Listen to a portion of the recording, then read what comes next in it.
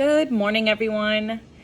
So, I wanted to hop on here and obviously introduce myself to start. My name is Whitney. I live in a small town in Wisconsin. I am a stay-at-home mom to 3 boys, and I'm married to a wonderful man named Travis who works very hard for me to be able to stay home and do all of this fun stuff with my family.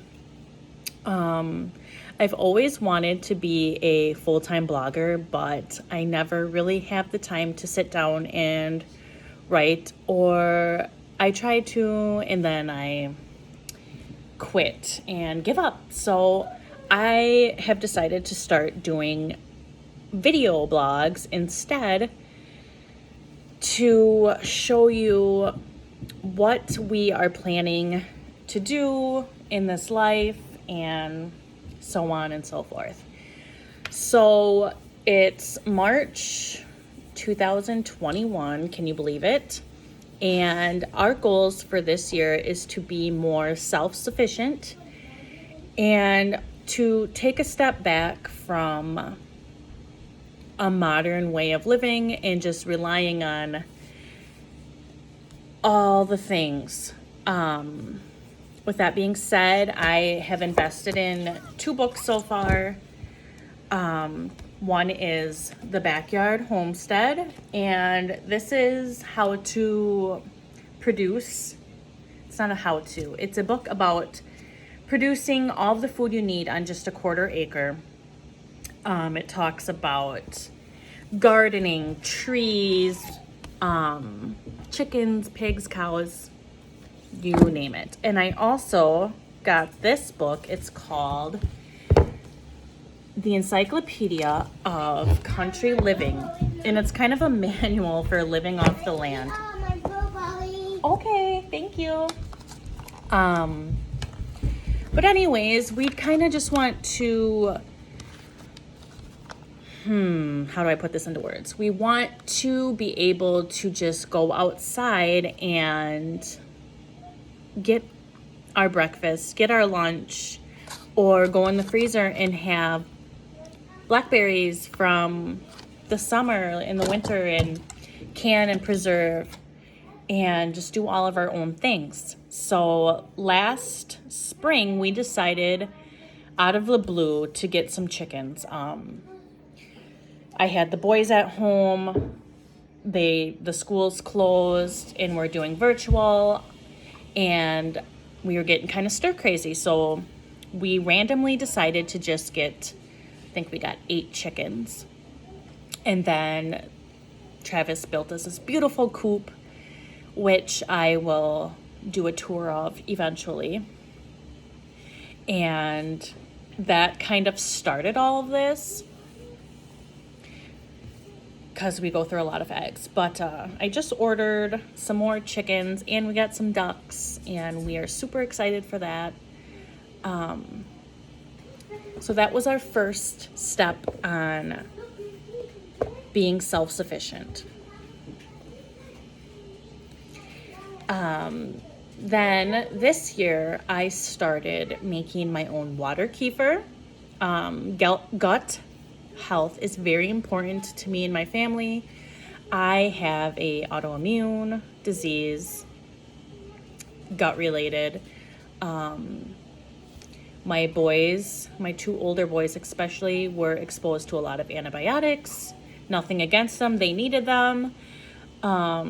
We've had surgeries regarding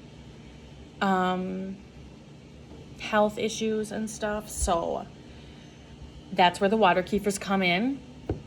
It is kind of like a kombucha. I don't know if a lot of you know what that is, but it is a probiotic drink that supports gut health. We are also going to be starting kombucha here in the next few weeks as well. What else? Oh, I started my own sourdough starter a month ago. So we are making all of the breads, all of the buns. Pancakes are my favorite, English muffins. Yesterday I made crepes, and it's just awesome to be able to have that and just be able to whip something up. Obviously, if you know anything about sourdough, it actually takes a lot of time, especially if you keep it out. So I keep my sourdough starter on the counter and I feed it every single day. And I bake with it every day, whether it's rolls or pancakes, bagels, etc. But I have 3 hungry growing boys and a very hungry husband, so stuff doesn't go to waste here very often. With that being said, sourdough is a fermented flour and water mixture that you feed flour and water every single day.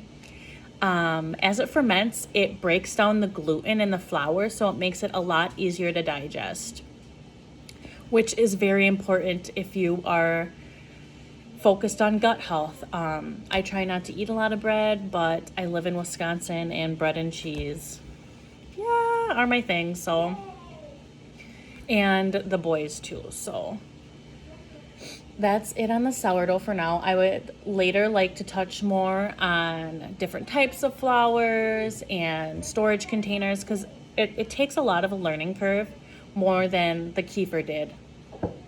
And eventually I would just like to make videos about each and everything that we're doing and share our knowledge with you as we are learning too. We have had a garden in the past. It's never been like massive or enough to like keep us for the winter, but that's something we want to learn more about and do this year. My mom did a lot of gardening, so we get a lot of things from her.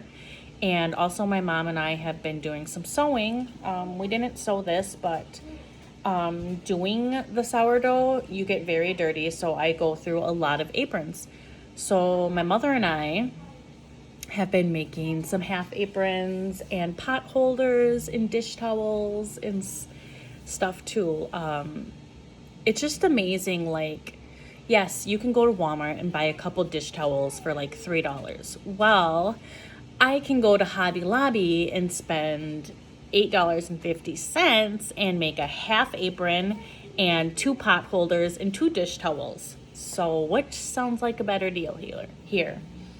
So yeah, I just wanted to come on here, introduce myself, talk a little bit about our goals for 2021, and instead of putting all my words to the computer and posting, I'm just going to say, forgive me if I repeat myself. I'm not the best of talker. I've never done this before, but I'm really looking forward to sharing with you all and showing you our home and our little farm. We are calling ourselves Harthouse Farm because we live in the middle of town.